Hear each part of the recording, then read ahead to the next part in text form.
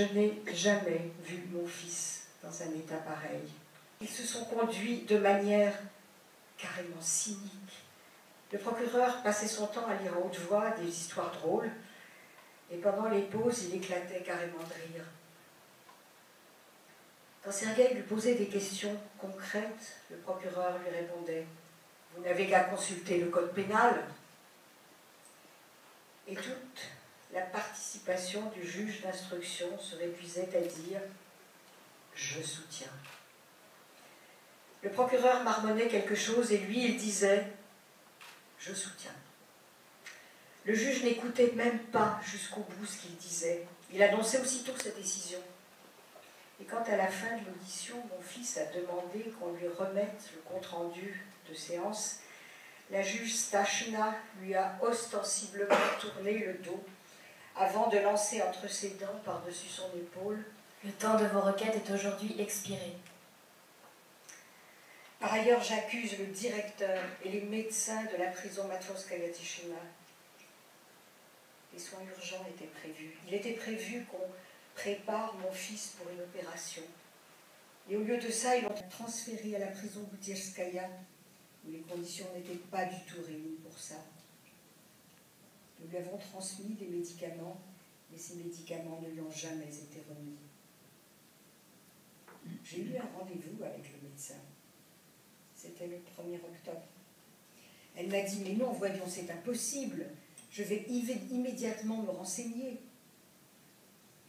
Elle est partie quelque part, elle est revenue et elle m'a dit « Vous nous excuserez, nous n'avons pas transmis les médicaments dans la bonne cellule. » Autre chose encore, était-ce si difficile de lui remettre des affaires chaudes pour qu'il ne tombe pas malade? Il demandait des choses élémentaires. Il ne demandait pas qu'on nettoie sa cuvette après lui, qu'on fasse le ménage dans sa cellule. Il nous a demandé de lui apporter une petite brosse pour nettoyer sa cuvette, une petite pelle et des sacs poubelles. Ils ont dit que ça aussi, c'était interdit.